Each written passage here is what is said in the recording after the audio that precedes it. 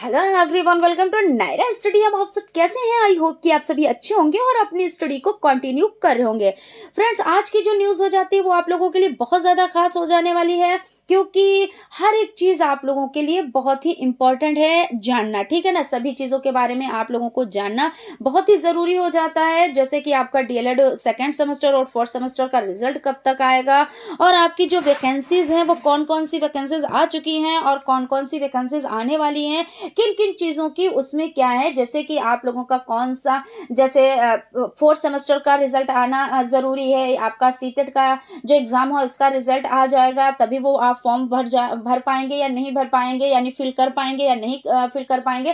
तो इन सब चीज़ों पर हम लोग डिटेल में डिस्कस करेंगे। सो आप लोग वीडियो में लास्ट तक बने रहिएगा, वीडियो को बिल्कुल भी स्किप ना कीजिएगा। और अगर अभी तक चैनल को सब्सक्राइब नहीं किया है तो सब्सक्राइब भी कर लीजिएगा और बेल आइकन को भी जरूर प्रेस कर लीजिएगा। ठीक है ना, तो चलते हैं। सबसे पहले देख लेते हैं, एक नोटिस आया है, इसको आप लोग देख पा रहे होंगे। सचिव परीक्षा नियामक प्राधिकारी उत्तर प्रदेश प्रयागराज सेवा में समस्त उप शिक्षा निदेशक प्राचार्य जिला शिक्षा एवं प्रशिक्षण संस्थान उत्तर प्रदेश, समस्त निजी डीएलएड बीटीसी प्रशिक्षण संस्थान उत्तर प्रदेश, प्राप्तांक डीएलएड विषय डीएलएड द्वितीय वर्ष एवं चतुर्थ सेमेस्टर परीक्षा माह जनवरी 2024 के आंतरिक मूल्यांकन अंक ऑनलाइन पूरित कर प्रिंट आउट प्रेषक के संबंध में, यानी जो आपका जो रिजल्ट है उसके बारे में और जो आपकी कॉपियां चेक हो रही हैं उन सब चीज़ों पर हम लोग क्या करेंगे, डिटेल में डिस्कस करेंगे। और यहाँ पे आपका क्या हो जाता है, यानी द्वितीय एवं चतुर्थ सेमेस्टर परीक्षा माह जनवरी 2024 के आंतरिक मूल्यांकन अंक ऑनलाइन पूरित कर प्रिंट आउट प्रेषक के संबंध में। यानी कहने का मतलब ये है कि आप लोगों के जो इंटरनल मार्क्स हैं वो 16 फरवरी तक भेज देने हैं सभी कॉलेजेस को, है ना। और हम लोग यहाँ पे देख लेते हैं थोड़ा सा कि समस्त राजकीय निजी डीएलएड बीटीसी प्रशिक्षण संस्थानों द्वारा आंतरिक मूल्यांकन के अंक निर्धारित वेबसाइट पर पूरित किए जाने तथा संस्थानों द्वारा पूरित ऑनलाइन अंकों को स्वीकृत अपूर्व किए जाने हेतु तो निम्नवत समय सारणी निर्धारित की जाती है। राजकीय निजी डीएलएड बीटीसी प्रशिक्षण संस्थानों द्वारा परीक्षाओं के आंतरिक मूल्यांकन अंक निर्धारित वेबसाइट पर पूरित करते हुए समिति के हस्ताक्षर युक्त सूची अपलोड किए जाने की तिथि, ये तिथि आपकी हो जाती है 7 फरवरी 2024 से 15 फरवरी 2024 हो जाती है। यानी यहाँ पे ये चीज कह रहे हैं कि जो आपका राजकीय निजी डीएलएड बीटीसी प्रशिक्षण संस्थान है उसके द्वारा, उसके बाद आपका हो जाता है संबंधित जिला शिक्षा प्रशिक्षण संस्थानों द्वारा प्रशिक्षण संस्थानों द्वारा पूरित अंकों सूची का मिलान किए जाने के उपरांत आंतरिक मूल्यांकन के अंक स्वीकृत अपूर्व किए जाने की तिथि कौन सी हो जाती है, तो तिथि आपकी 7/2/2024 से 16/2/2024 तक की हो जाती है। और यहाँ पे आप लोग देख सकते हैं, उक्त निर्धारित तिथि के उपरांत किसी भी परिस्थिति में कोई अतिरिक्त समय दे नहीं होगा। ऑनलाइन माध्यम के अतिरिक्त किसी भी परिस्थिति में अंक ऑफलाइन आंतरिक मूल्यांकन के अंक स्वीकार नहीं किए जाएंगे। समस्त राजकीय निजी डीएलएड संस्थानों द्वारा प्रशिक्षण बेचवार आंतरिक मूल्यांकन के अंक निर्धारित वेबसाइटों पर अपलोड किए जाएंगे तथा संबंधित डाइट द्वारा संस्थानों द्वारा पूरित अंकों को तदनुसार स्वीकृत अपूर्व किया जाएगा। बेचवार निर्धारित वेबसाइटों पर निम्नवत विवरण है। तो यहाँ पे ये आप वेबसाइट देख सकते हैं। उसके बाद यहाँ पे आप समझ लें, संबंधित जनपद के जिला शिक्षा प्रशिक्षण संस्थान एवं निजी संस्थानों के प्रशिक्षुओं के ऑनलाइन आंतरिक मूल्यांकन के अंकों को पूरित करने हैं तो उक्त वेबसाइट के डाइट लॉगिन पर क्लिक करेंगे। तदुपरांत स्क्रीन पर दिए गए डाइट का नाम तथा पासवर्ड को अंकित करते हुए ऑनलाइन आंतरिक मूल्यांकन के अंक पूरित करेंगे। ऑनलाइन आंतरिक मूल्यांकन के अंक फीड करते समय डाइट निजी संस्थान को यह ध्यान में रखना होगा कि सभी विषयों के अंक फीड किए जाएंगे। यदि सभी विषय के अंक पूरित नहीं किए जाएंगे तो डाटा सुरक्षित नहीं हो पाएगा। किसी भी परिस्थिति में किसी विषय हेतु निर्धारित अधिकतम अंक से अधिक अंक स्वीकार नहीं किए जाएंगे। यानी कहने का मतलब ये है कि जैसे कि अगर नंबर ज्यादा दे दिए गए, यानी कि मान लीजिए 50 में से 50 नंबर आपको आंतरिक मूल्यांकन में दे दिए गए, तो हो सकता है कि कॉपी आप फिर से चेक करा ली जाए, क्योंकि नंबर अगर पूरे में से पूरे दिए जाएंगे। तो यहाँ पे कहने का मतलब ये हो जाता है, ठीक है ना।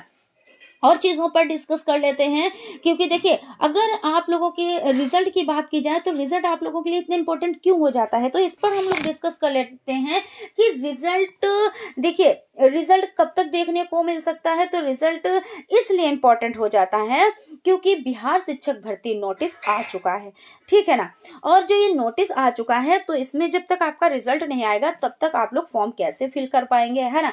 तो 10 फरवरी से 23 फरवरी तक ये फॉर्म फिल किए जाएंगे। जो बिहार शिक्षक भर्ती हो जाता है ना, तो उसमें कितना, तो 10 फरवरी से 10 फेब से आपका कितना हो जाता है, तो 23 फेब तक आपकी जो ये है ये फॉर्म फिल किए जाएंगे। और बिहार शिक्षक भर्ती में ये बात की गई है कि स्नातक और जो प्रारंभिक शिक्षा में द्विवर्षीय डिप्लोमा या आपका ये कोई भी डिप्लोमा आपने 2 वर्ष का कर रखा है, तो इसमें चाहे किसी नाम से जाना जाता हो, यानी वो डिप्लोमा आपका है और वो किसी भी नाम से जाना जाता है, तो आप लोग क्या कर सकते हैं, तभी आप इसका फॉर्म जो है वो फिल कर सकते हैं, तभी आप बिहार शिक्षक भर्ती में आप यानी अप्लाई कर सकते हैं, यानी वहां पे जा सकते हैं, है ना। तो रिजल्ट कब तक आएगा, तो इस पर डिस्कस कर लेते हैं। तो लास्ट फरवरी तक, यानी लास्ट फरवरी जो आपकी हो जाती है, तो लास्ट फरवरी तक तो कॉपियां ही चेक होंगी। कब तक कॉपियां चेक होंगी, तो लास्ट फरवरी तक तो आपकी कॉपियां ही चेक होंगी, है ना। तो इस सूरत में जब लास्ट फरवरी तक कॉपियां आपकी चेक होंगी तो रिजल्ट मान के चलिए मार्च, है ना। तो और मार्च कब तक, तो लगभग देखिए फर्स्ट वीक में तो बहुत ही मुश्किल हो जाएगा, सेकेंड वीक में मान के चले, यानी मार्च के सेकेंड वीक में मान के चले, और हो सकता है आगे भी डेट बढ़ सकती है क्योंकि अभी कॉपियां चेक हो रही हैं, कॉपियां चेक होंगी और भी फॉर्मेलिटीज होती हैं, वो सब करनी होती हैं, यानी पीएनपी को बहुत सारे वर्क करने होते हैं। तो इस तरह से अगर मान के चले तो मार्च में रिजल्ट आने की संभावनाएं हैं, लेकिन ये कंफर्म नहीं है। लेकिन हाँ, मार्च लास्ट तक आपका रिजल्ट आ सकता है, मार्च के बाद अप्रैल नहीं हो पाएगा, जहां तक अनुमान है कि अप्रैल नहीं हो पाएगा, लेकिन यानी मार्च के स्टार्टिंग में अगर आप कहें कि रिजल्ट आ जाएगा तो भी ये भी आप लोग ना मान के चलें, है ना। तो बिहार शिक्षक भर्ती में तभी आप बैठ सकते हैं कि जब ये डेट बढ़ जाएगी। किसकी डेट बढ़ जाएगी, तो बिहार शिक्षक भर्ती की अगर डेट बढ़ा दी जाए, यानी क्या, तो डेट अगर बढ़ जाएगी तभी आप बैठ पाएंगे। क्यों बैठ पाएंगे भाई, तब तक आपका रिजल्ट आ जाएगा। फिर आपका सीटेट वाली प्रॉब्लम हो जाती है। सीटेट वाली प्रॉब्लम का मतलब ये हो जाता है कि अभी उसका एग्जाम हुआ है 21 जनवरी को, ठीक है ना।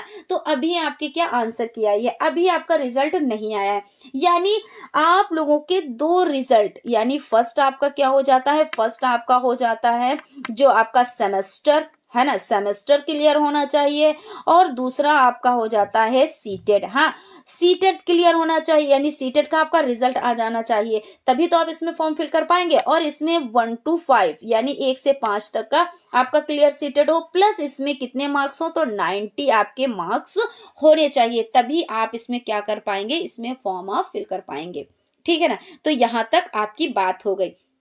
आप जैसे अगर किसी का ये क्वेश्चन होगा कि क्या जिसकी बैक लगी है किसी भी सेमेस्टर में, क्योंकि 4 सेमेस्टर होते हैं, तो अभी 4th का तो अभी रिजल्ट ही नहीं आया, और 3 सेमेस्टर हो चुके हैं, तो क्या किसी में अगर बैक लगी है तो क्या फॉर्म फिल कर सकते हैं, तो बैक वाले फॉर्म इसमें फिल नहीं कर सकते हैं। ये चीज आप लोग ध्यान में रखिएगा।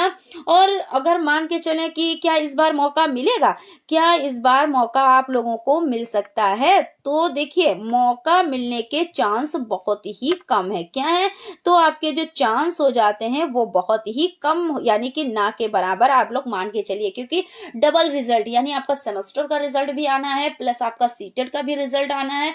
तो इस सूरत में अगर कहा जाए तो बहुत ही मुश्किल हो जाता है कि आप लोग इस बार जो ये आपकी बिहार शिक्षक भर्ती आई हैं तो इसमें आप लोग फॉर्म फिल कर पाएं। और ये इलेक्शन की वजह से यहाँ पे दे दिया गया, क्योंकि अभी तो एकदम से अचानक से ये वैकेंसीज आई हैं। क्योंकि इलेक्शन की वजह से। और वैसे तो ये कहा जा रहा था कि थोड़े टाइम के बाद निकाली जाएंगी, तो थोड़े टाइम के बाद अगर निकाली जाती तो क्या होता, तब तक आप लोगों के देखिए सीटेट का भी आपका रिजल्ट आ चुका होता, प्लस आपका क्या होता, डीएलएड का भी रिजल्ट आ चुका होता। लेकिन इस सूरत में यहाँ पे क्या चीजें बन गई हैं कि जब रिजल्ट ही नहीं आया तो आप लोग फॉर्म कैसे फिल करेंगे। लेकिन यहाँ पे निराश और हताश होने वाली कोई भी बात नहीं है।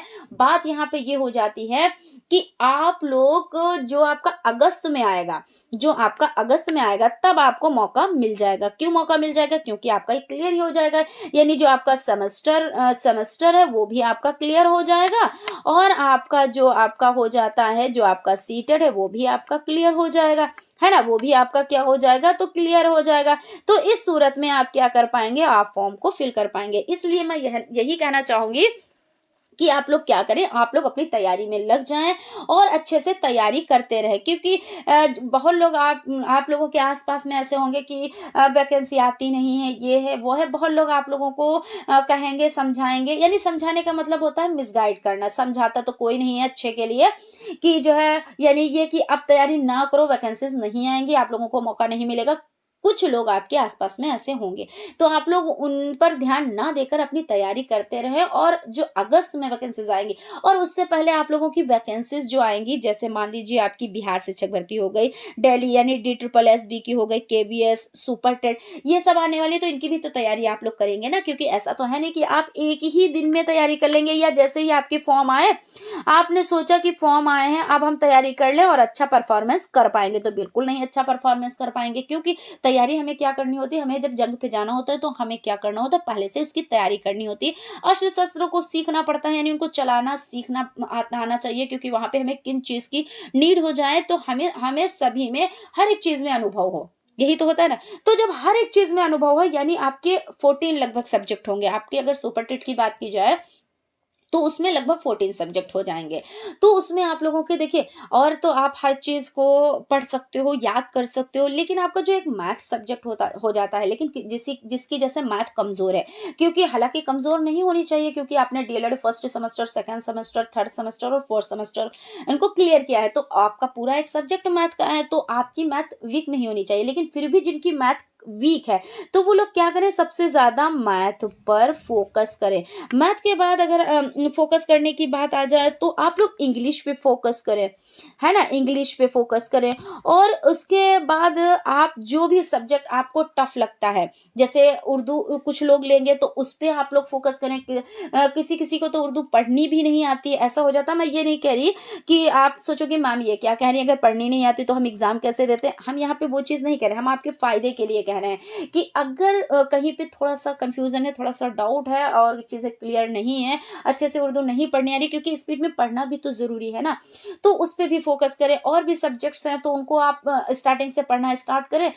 स्टार्टिंग से पढ़ने से मतलब ये हो जाता है कि अभी से आप तैयारी स्टार्ट करेंगे तो आपका लास्ट तक रहता है कि चांस रहता है, और एकदम से आप तैयारी करेंगे कोई भी बड़ी चीज आप नहीं उठा पाएंगे। जब पहले आप हल्का हल्का उसको उठाएंगे, जैसे मान लीजिए कोई 10 किलो का भार है तो नहीं उठा पाएंगे, 1 किलो का भार उठाएंगे, दूसरे दिन 2 किलो का भार उठाएंगे, तीसरे दिन 3 किलो का भार उठाएंगे, तो इस तरह से आप 10 किलो भार को उठा ले जाएंगे। लेकिन अगर आपसे कहा जाए कि एकदम से अचानक से आपसे ये दे दिया जाए कि आपको 10 किलो भार उठाना है, तो आप मुश्किल से उठा पाएंगे। तो मुश्किल से क्यों उठाने का हम सोचे, हमको क्या करना है, हमको तैयारी में लग जाना है। और तैयारी में आप लगेंगे तो कहते नहीं, मेहनत का फल मीठा होता है, तो फल आपको देखने को मिलेगा मीठा, है ना। और वो चीजें तो सभी के साथ चलती हैं कि किसी में फॉर्म नहीं डाल पाए, किसी में, लेकिन जहां पे आपकी सीट लिखी हुई है, क्योंकि कहते नहीं किस्मत, तो किस्मत देखिए कब बनती है, हम किस्मत अपने आप से बना सकते हैं, क्योंकि बनाते हैं। मेहनत सब कुछ होती है और उसके बाद किस्मत भी बहुत बड़ी चीज है। लेकिन अगर आप सिर्फ वो किस्मत के भरोसे पे रहे कि हमारी किस्मत में होगा तो हमें जॉब मिल जाएगी, तो ऐसा बिल्कुल भी नहीं है।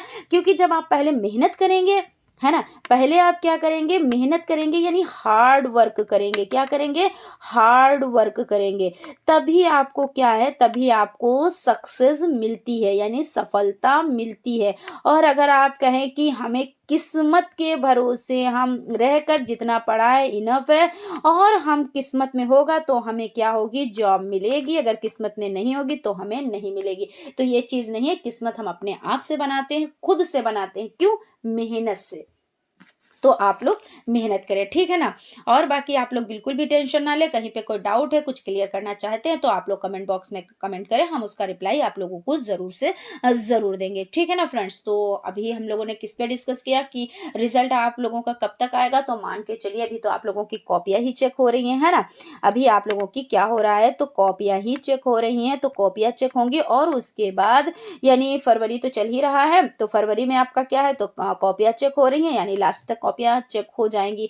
उसके बाद अगर रिजल्ट की बात कर ली जाए तो रिजल्ट आपका क्या हो जाता है, रिजल्ट आपका मार्च में देखने को मिल सकता है, वो भी कब तक, तो 15 मार्च के बाद, यानी कि ऐसा भी हो सकता है लास्ट मार्च तक आपको देखने को मिले। कब देखने को मिले, तो लास्ट मार्च तक देखने को मिले। तो आप लोग, यानी जो वैकेंसी आई है आपकी बिहार शिक्षक भर्ती, तो इसमें आप लोगों को बहुत मुश्किल ही है जो मौका मिल जाए, और आप लोगों को मौका मिलेगा, लेकिन अगस्त में तो आप लोगों को कंफर्म मौका मिलेगा। लेकिन उस मौके को आपको भुनाना है किस तरह से, आप लोगों को हार्डवर्क करके, है ना। हार्डवर्क आप जब करेंगे तभी तो मौका अगर मिला है तो उसका फायदा उठा पाएंगे, और सिर्फ मौका मिला है और उसका फायदा ना उठा पाए तो कोई फायदा नहीं है, ठीक है ना। तो यहाँ पे ये सब चीज़ें क्लियर हो गई हैं। तो फ्रेंड्स, मिलते हैं किसी और इसी तरह के खास टॉपिक को लेकर। और हमारे चैनल पे आप लोगों को तो पता ही है कि डीएलएड फर्स्ट सेमेस्टर और थर्ड सेमेस्टर के क्लासेस कंटिन्यू चल रहे हैं। मैथ के क्लासेस तो एक भी दिन मिस नहीं किए जाते हैं। क्यों? क्योंकि मैथ ज़्यादातर लोगों को टफ पड़ती है, इसलिए मैथ के क्लास नहीं डिले किए जाते हैं।